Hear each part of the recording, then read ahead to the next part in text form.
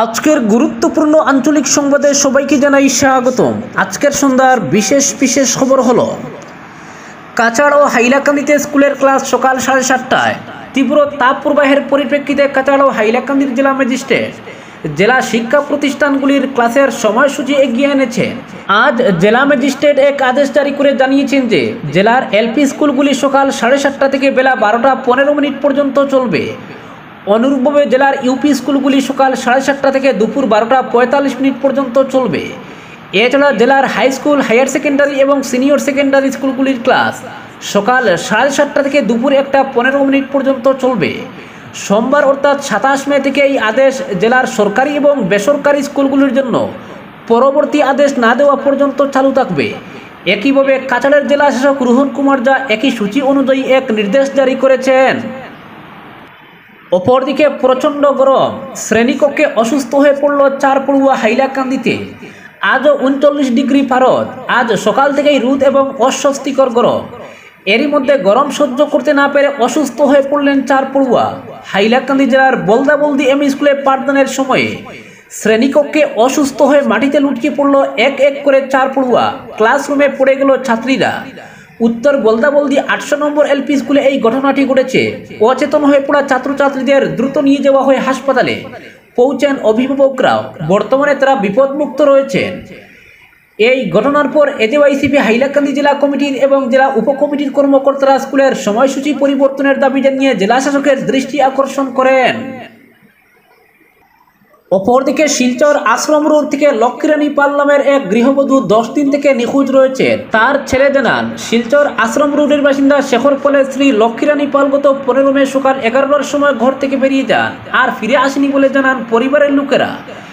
এরপর অনেক খোঁজাখুঁজি করেও কোনো সন্ধান পাননি। শিলচর ন্যাশনাল হাইওয়ে পেট্রোল পোস্টে একটি নিখোঁজ মামলা দায়ের করেন। নিখোঁজ লক্ষ্মীরানী পালের ছেলে জনগণের কাছে আবেদন করে বলেন, তার মাকে যদি কোনো ব্যক্তি দেখে থাকেন তাহলে শিলচর ন্যাশনাল হাইওয়ে পেট্রোল পোস্টে অথবা তাদের সঙ্গে যোগাযোগ করতে 7039888966 এই নম্বরে যোগাযোগ করতে পারবেন। অপরদিকে করিমগঞ্জ লোকসভা আসনে চতুর্থবারের মতো জিতছে বিজেপি, বললেন কৃপানাথ।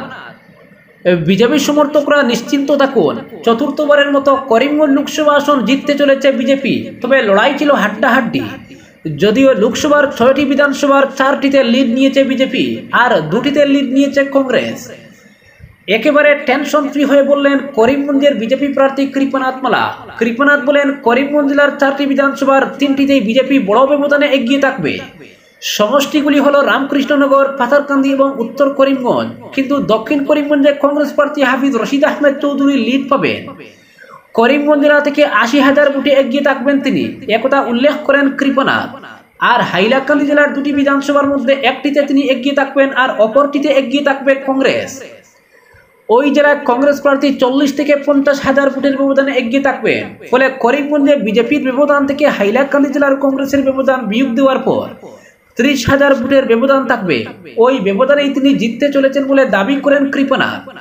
কৃপা উল্লেখ করেন, ব্যবধান সামান্য এদিক সেদিক হতে পারে, কিন্তু তিনি জিততে চলেছেন বলে দৃঢ় কণ্ঠে দাবি করেন। তার শারীরিক ভাষাও জানান দিচ্ছে তিনি মোটেও চিন্তিত নন। বলেন, 1 লক্ষের উপর মুসলিম ভোট তিনি পেয়েছেন, সেটি পাকা। ফলাফল প্রকাশের পর প্রমাণ মিলবে। এর আগে কেউ বুচকি হাসবে আর কেউ গলার জুড়ে তলিয়ে দিতে চাইবে। ফলে তর্ক করে লাভ নেই। কিন্তু বিজেপি কর্মী সমর্থকদের এটুকু বলতে চাইছি, আপনাদের ভোটে জয়লাভ সুনিশ্চিত হয়েছে করিমগঞ্জের আসন ধরে রাখতে। ডিলিমিটেশনের পর করিমগঞ্জ লোকসভা আসনে 2 লক্ষ মুসলিম ভোট বেশি। আর ইতিহাস জানান দিচ্ছে মুসলমান মানুষ এত বেশি কখনোই বিজেপিকে ভোট দেননি। এই বাস্তব সত্য যেন দাবি করছেন আপনি 1 লক্ষের উপর মুসলমান ভোট পেয়েছেন, এর রসায়ন কি? এমন প্রশ্নের উত্তরে জানান, রাতাবাড়ির 3বারের বিধায়ক ছিলেন। সে সময় থেকে 10-15 হাজার মুসলমান ভোট ছিল তার ব্যক্তিগত সম্পর্কে।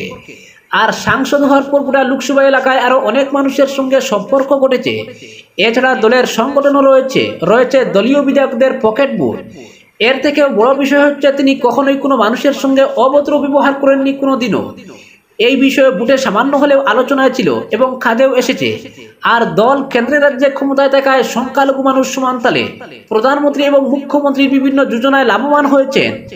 এসব আরও কিছু কারণে শুধু করিমগঞ্জ লোকসভা নয়, গোটা দেশে বিজেপি প্রার্থীরা সামান্য পরিমাণে হলেও মুসলিম ভোট পেয়েছেন। আর তার ক্ষেত্রে অন্যদের তুলনায় বেশি বুট পড়েছে বলে তিনি মনে করেন। জানান, এবার জয়লাভের পর মানুষ তার কাজ দেখতে পাবেন, কারণ জাতীয় সড়কের মতো বিষয় ৬-৭ বছরের আগে শুরু করা যায় না। মোট ৩টি জাতীয় সড়কের কাজ আগামী ২-৩ বছরের মধ্যে শুরু হবে। ৫ গ্রাম এবং সুগার মিলের পতিত জমিতে হবে বিকল্প শিল্প প্রতিষ্ঠান। এছাড়া প্রস্তাব রয়েছে জলপথ এবং রেলপথে বাংলাদেশ হয়ে কলকাতা পর্যন্ত যুক্ত করা ইত্যাদি বিষয়। অসংখ্য প্রস্তাব ছিল, সেগুলির বাস্তবায়ন ঘটবে আগামী বছরগুলিতে। তখন মানুষ উপলব্ধি করতে পারবেন কতটুকু কাজ করেছেন কৃপনাথ। তৃতীয়বার মোদী সরকার গঠন হওয়ার পর এই কাজগুলি ত্বরান্বিত করাবেন বলে জানালেন কৃপনাথ। অপরদিকে সারা রাজ্যে সিইউইটি চড়াই কলেজে ভর্তি শুরু ২৭ মে থেকে, ক্লাস শুরু আগস্ট। আসাম বিশ্ববিদ্যালয়ে ভর্তি ২৯ মে থেকে। অবশেষে স্নাতক কোর্সে ভর্তির ক্ষেত্রে রাজ্য সরকারের উচ্চশিক্ষা দপ্তর সবুজ সংকেত দিয়ে দিল। দুদিন আগে সংবাদ মাধ্যমে প্রকাশিত প্রতিবেদনে জানানো হয়েছিল, ২-১ দিনের মধ্যেই এ সংক্রান্ত বিজ্ঞপ্তি জারি করবে উচ্চশিক্ষা সঞ্চালক দপ্তর বা ডিএইচই। শুক্রবার ডিএইচই পমি বড়ুয়ার স্বাক্ষরিত বিজ্ঞপ্তিতে বিভিন্ন কলেজ ও বিশ্ববিদ্যালয়ে স্নাতক কোর্সে ভর্তির ব্যাপারে যাবতীয় সংশয়ের অবসান হলো। একই সঙ্গে কমন ইউনিভার্সিটি এন্ট্রান্স টেস্ট বা সিইউইটি নিয়ে যে চরম জটিলতার সৃষ্টি হয়েছিল, এদিনের বিজ্ঞপ্তিতে স্বস্তি পাবেন রাজ্যের হাজার হাজার উচ্চশিক্ষা পড়ুয়ারাও। বৃহস্পতিবার জারি করা বিবৃতিতে জানানো হয়েছে, সিইউইটি ও নন সিইউইটি উভয় ক্ষেত্রে রাজ্যের বিভিন্ন কলেজ ও বিশ্ববিদ্যালয়ে ভর্তি শুরু হয়ে যাবে। তবে যারা সিইউইটি ছাড়াই আবেদন করবেন, তাদের জন্য কলেজ বিশ্ববিদ্যালয়ে কতটি আসন বরাদ্দ থাকবে সে ব্যাপারে এই বিজ্ঞপ্তিতে নির্দিষ্ট করে কিছু জানানো হয়নি। এই ব্যাপারটি সংশ্লিষ্ট কলেজ বিশ্ববিদ্যালয়ের উপরেই ছেড়ে দিয়েছে ডিএইচই। গোটা প্রক্রিয়ার বিস্তারিত টাইমলাইন এদিন জারি করেছে ডিএইচই। সিইউইটি ছাড়া রাজ্যের বিভিন্ন কলেজে স্নাতক কোর্সে ভর্তি প্রক্রিয়া শুরু হবে ২৭ মে। সব প্রক্রিয়া শেষ করে ভর্তি হবে ২০ থেকে ২২ দিনের মধ্যে। সব ভর্তি হবে স্পটে। ১৬ আগস্ট থেকে রাজ্যের সব কলেজ ও বিশ্ববিদ্যালয়ে স্নাতক কোর্সে পূর্ণমাত্রায় ক্লাস শুরু হয়ে যাবে। এক্ষেত্রে ২৭ থেকে ২ জুনের মধ্যে বিষয় বাছাই করতে হবে। ৩ ও ৪ জুন সংশোধনের সুযোগ মিলবে। ৫ থেকে ৯ জুন পর্যন্ত সংশ্লিষ্ট শিক্ষা প্রতিষ্ঠানগুলি আবেদনকারীর শিক্ষাগত যোগ্যতার নথি খতিয়ে দেখবে। ১০ জুন প্রথম মেধা তালিকা প্রকাশ করা হবে। ১১ ও ১২ জুন প্রথম মেধা তালিকায় স্থান পাওয়া ছাত্রছাত্রীরা আবেদন করবেন। ১৩ জুন দ্বিতীয় মেধা তালিকা প্রকাশিত হবে। ১৪-১৫ জুন দ্বিতীয় মেধা তালিকায় স্থান পাওয়া পড়ুয়ারা আবেদন করবেন। ১৬ জুন তৃতীয় মেধা তালিকা প্রকাশ হবে। ২০ থেকে ২২ জুন স্পট অ্যাডমিশন হবে। ২৪ থেকে ২৯ জুন হবে ইন্ডাকশন প্রোগ্রাম। পরবর্তীতে ১২ থেকে ১৪ আগস্টের মধ্যে সমর্থ পোর্টালে পেপার ও কোর্স বাছাই করা যাবে। ১৬ আগস্ট থেকে সব কলেজেই পুরোদমে ক্লাস শুরু হয়ে যাবে। প্রক্রিয়ায় মাঝের বেশ কিছুদিন যে রাখা হয়েছে, অর্থাৎ জুনে ভর্তি প্রক্রিয়া সম্পূর্ণ হয়ে গেলেও আগস্টের মাঝামাঝিতে ক্লাস শুরুর বিষয়টি রাখা হয়েছে মূলত সিইউইটির জন্য। এনটিএ আয়োজিত সিইউটির ফল প্রকাশ হতে হতে জুনের শেষ সপ্তাহ বা জুলাইয়ের প্রথম সপ্তাহে, তাই ক্লাস শুরুর জন্য মাঝে অনেকটা দিন রেখেছে দিয়েছি। সিইউইটির স্কোর নিয়ে যারা কলেজ বিশ্ববিদ্যালয়ে ভর্তি হবেন, তাদের প্রক্রিয়া শুরু হবে ১ জুলাই থেকে।